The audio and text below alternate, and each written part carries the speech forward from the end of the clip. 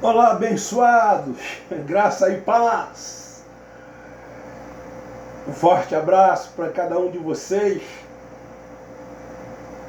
Quero pedir a ajuda de vocês. Aqueles que estão inscritos no meu canal, que divulguem esse meu canal da graça de Deus. E aqueles que ainda não são inscritos, que se inscrevam. É gratuito, não paga nada. Dê lá aperta lá o sino lá, dê um like, divulgue, compartilhe, me ajude. É como eu já disse, a minha preocupação é fazer com que o Evangelho da graça de Deus alcance vidas. Pessoas que já são eleitas, predestinadas, são propriedade exclusiva de Deus, mas que não vivem aqui uma liberdade plena em Cristo Jesus. E elas precisam terem os seus olhos abertos, as suas mentes iluminadas, para que possam viver a alegria, o prazer, a paz da graça de Deus, reinar em graça. Essa é a intenção. Mas eu quero, na tarde desta quarta-feira, dia 20 de janeiro, compartilhar convosco uma palavra na Epístola do Apóstolo São Paulo aos Colossenses, capítulo 4, capítulo 2, versículo 17, que diz assim: estas são sombra das coisas futuras. A realidade, porém, encontra-se em Cristo. Sobre o tema, a graça te afugenta das sombras dos alçapões. Esse é o tema da mensagem hoje. Queridos, eu quero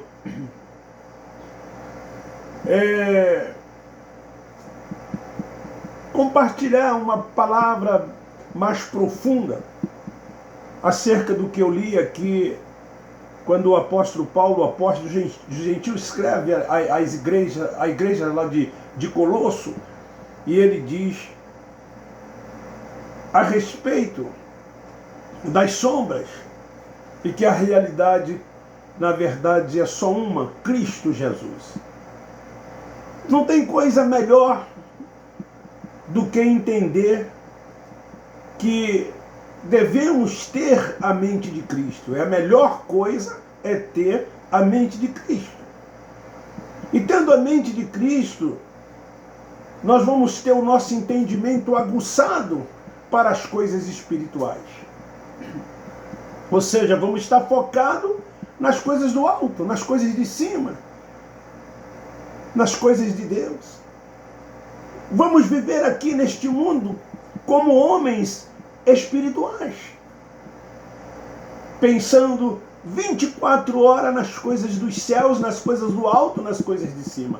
Como o próprio Paulo, escrevendo no capítulo 4 e no capítulo 3 de Colossenses, ele diz: pensai nas coisas do alto, pensai nas coisas de cima. Mas parece-me que os crentes, eles pensam mais nas coisas desta terra, nas coisas desta vida, do que nas coisas do alto, do que nas coisas de cima.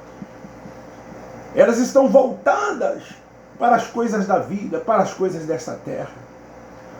Pensam em ajuntar, em ter, em possuir. Vivem-se preocupados com o amanhã, como se o amanhã existisse. O amanhã é hoje. Eu tenho que viver o hoje e não o amanhã. Se o amanhã vier, vamos vivê-lo sob os cuidados, sob a proteção de Deus. Não devemos andar apreensivos, inquietos com as coisas desta vida.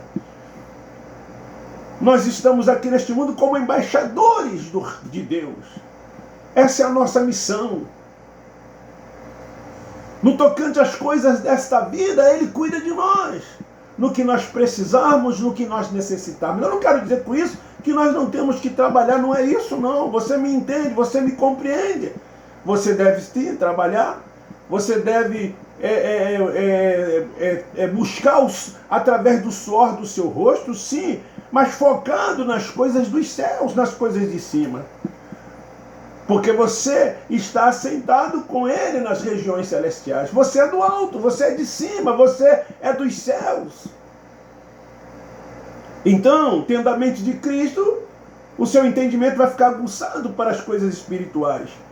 E a sua mente vai ficar livre das coisas carnais. Conforme está escrito em Colossenses 1:18, que diz assim: ninguém vos prive do prêmio, alegando humildade oculto. Não, 1:18. Eu estava lendo 2:18.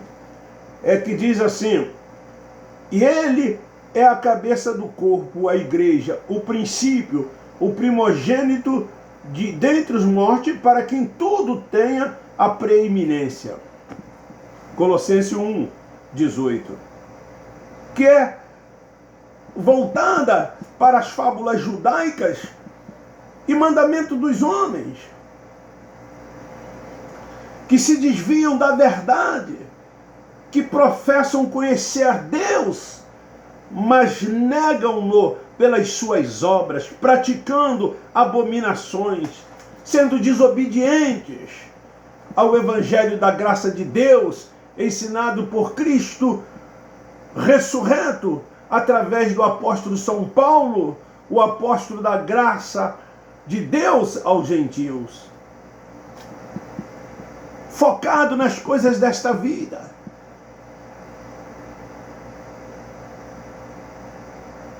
Então a graça de Deus te afugenta das sombras dos alçapões, das religiões, das instituições. A graça de Deus é a única que tem capacidade de fazer isso com você. Somente a graça de Deus pode te afugentar das sombras, das coisas. A igreja em graça não anda debaixo de sombras, das coisas do passado, das coisas da lei judaica, dos preceitos dos homens, dos rudimentos. A igreja em graça, ela anda na luz do Evangelho de Cristo, que nos desvendou os olhos, tornando-os iluminados. E assim então recebemos as revelações insondáveis, através do Espírito Santo de Deus que habita no nosso espírito, nos fazendo reinar, nos fazendo triunfar em graça. Nós fazemos confissões acerca das promessas que Ele já nos deu, que Ele já nos outorgou. Nós confessamos. O nosso orar em graça é diferente do orar da instituição, da igreja, da religião. O nosso orar, nós falamos com Deus, fazendo confissões daquilo que Ele já fez por nós, não daquilo que Ele irá fazer ou daquilo que nós queremos que Ele venha a fazer. Não, sim daquilo que Ele já fez por nós.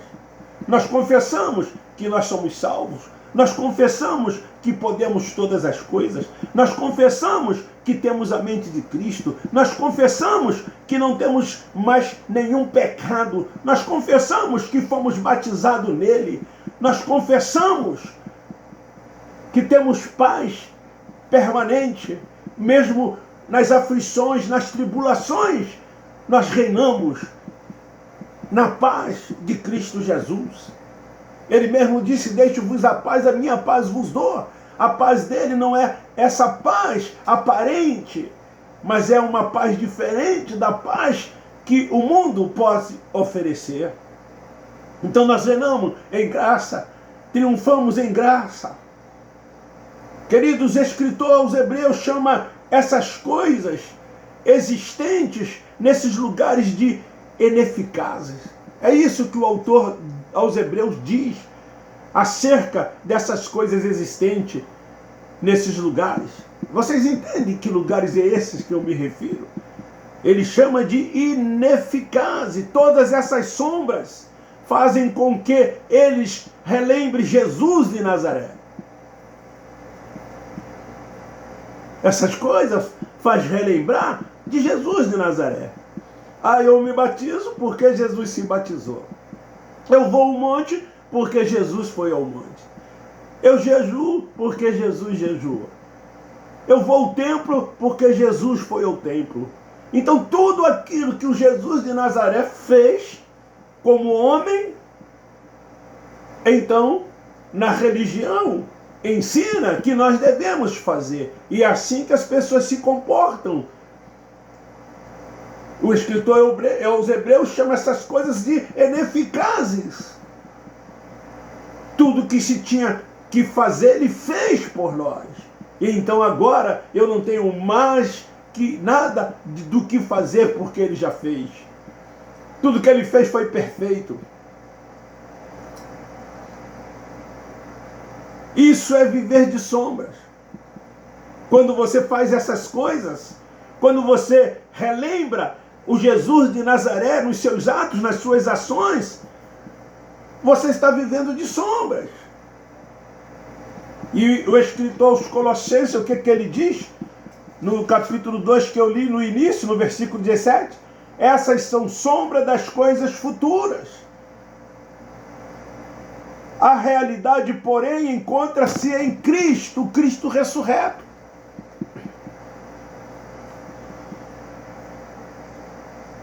Isso é viver de sombras. E somente a graça de Deus pode te afugentar dessas sombras. O antigo pacto acabou, queridos. A velha aliança acabou. Todas essas coisas ficaram para trás. Houve uma reforma. O escritor aos Hebreus, no capítulo 9, o escritor aos Hebreus, no capítulo 9, no versículo 10, ele diz assim: não passam de ordenanças de comida, bebidas e várias abluções imposta até a época da reforma.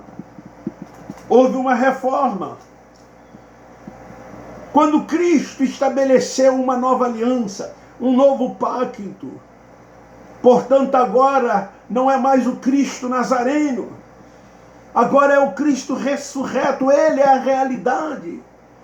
Foi ele quem tirou tudo que havia no antigo pacto, foi o Cristo ressurreto, foi aquele que morreu, aquele que ressuscitou, aquele que habita em nós, aquele que vive em nós.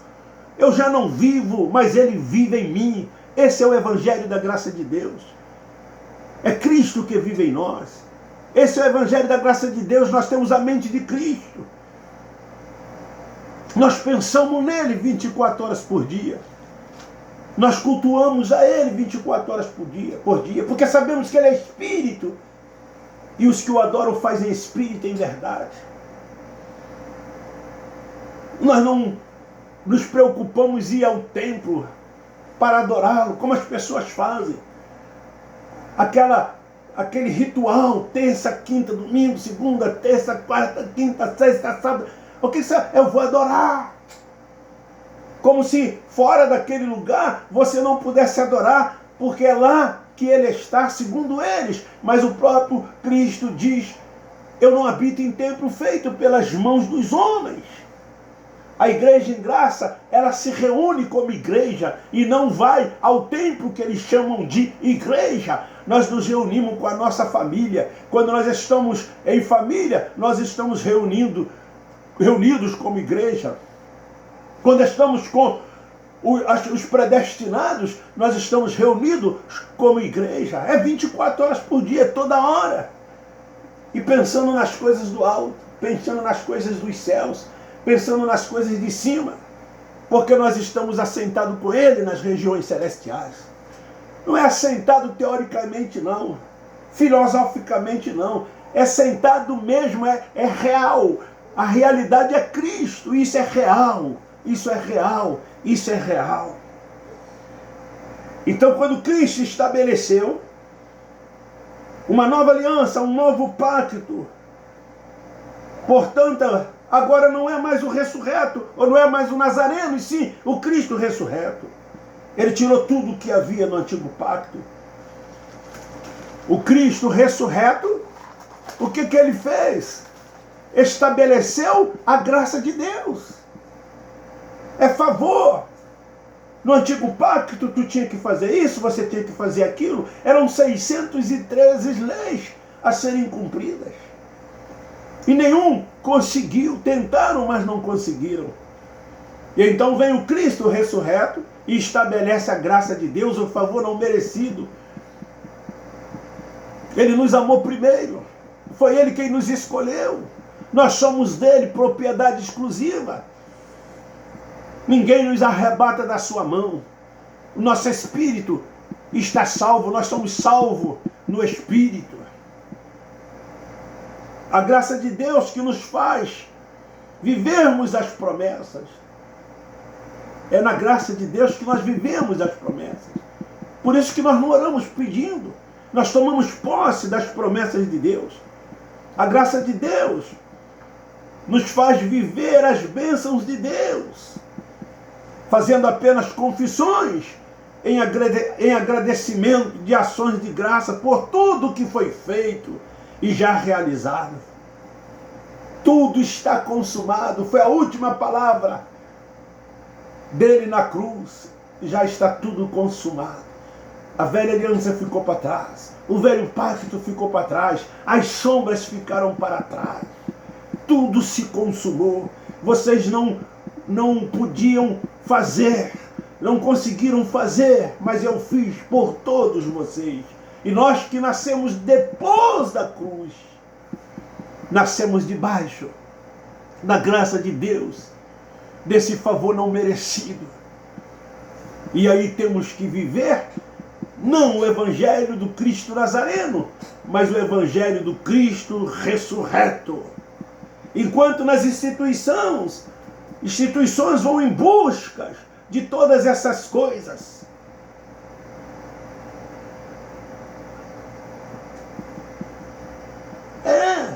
Na instituição eles vão em busca de todas essas coisas.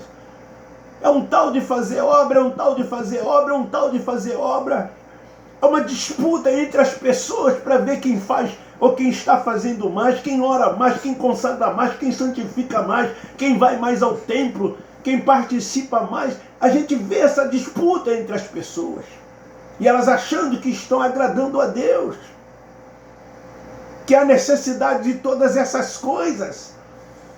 Elas não entendem que é a graça de Deus, que é o favor não merecido. Ele já fez o que tinha que ser feito por nós.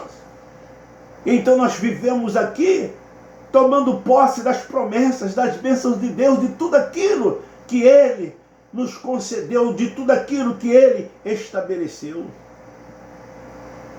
Então eles ficam aí barganhando. Isso que eles chamam de obras de Deus, tentando barganhar com Deus, a fim de serem vistos pelos homens, para alcançarem reconhecimentos, com o intuito de serem salvos, de terem títulos, de serem promovidos, de estarem em destaques, de ocuparem as primazias, de serem chamados de homens de Deus, mulheres de Deus. Eles estão em busca de todas essas coisas. Uma disputa para ver quem é mais santo, quem é mais do que o outro, quem é que faz mais, quem é que está mais em evidência. Nós vemos essa disputa dentro dessas instituições religiosas. E no Evangelho da Graça de Deus, nós somos a igreja como um organismo vivo. E nesse corpo de Cristo, que Ele é o cabeça, cada um de nós somos a unidade. E nós desenvolvemos então os dons que Ele nos concedeu em favor de todos, para a edificação de todos. E todos nós somos irmãos, ninguém é mais do que ninguém. Todos têm uma importância igualitária no corpo de Cristo, porque o comando é dele, a primazia é dele, ele é soberano, ele é quem reina. Tudo procede dele, tudo é por ele e para ele. O centro é ele. Nós vivemos focado nele. Tudo pertence a Ele o louvor, a glória, a honra e a adoração. E na graça de Deus nós aprendemos isso. Nós vivemos essa liberdade em Cristo. Nós sentimos paz, nós sentimos alegria, nós sentimos comunhão. Os problemas existem, mas nós vivemos como se eles não existissem. Nós não estamos nem aí para os problemas dessa vida, porque nós sabemos que nós temos um tempo estabelecido por Ele aqui nesta vida.